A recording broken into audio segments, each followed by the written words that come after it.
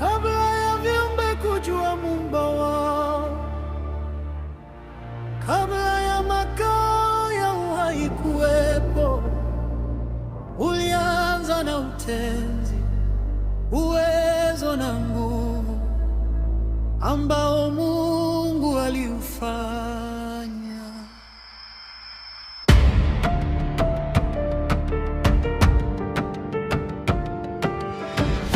Muujiza ukawa na hatua zake,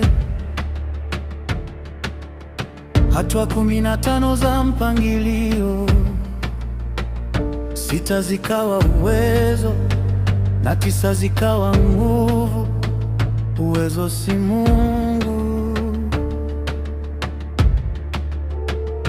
wala si kiumbe, ni utenzi wa Mungu kwa mambo yake unaofanya makao ya viumbe vyote.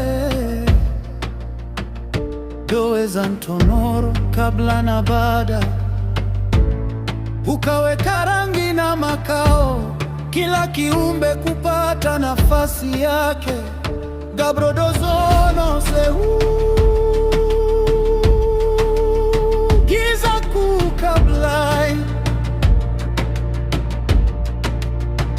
ukaumba mwili ambao ndio nafsi, mahali pa uhai kukaa.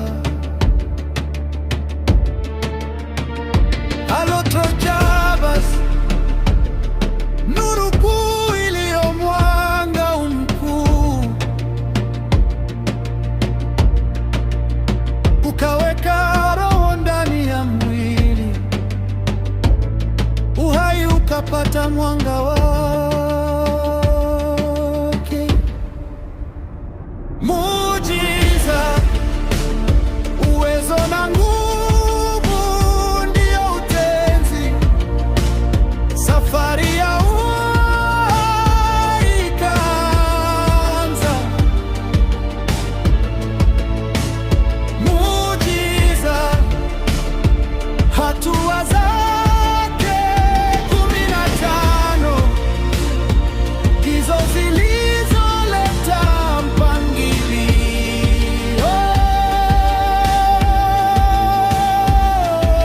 maisha. Biagambadahel, uwezo unaoweza, ukaweka sauti kwa viumbe, kila kiumbe kujieleza. Kaumbadus kaumba siri kuu ya uficho mkuu, ukaweka mipaka ya viumbe, kila mmoja na nafasi yake. Vadizir ko vadizir, kuwa na inakuwa kikubwa, kutoa kidogo na kidogo kurudi kuwa kikubwa. Baada ya uwezo, nguvu zikatambulishwa.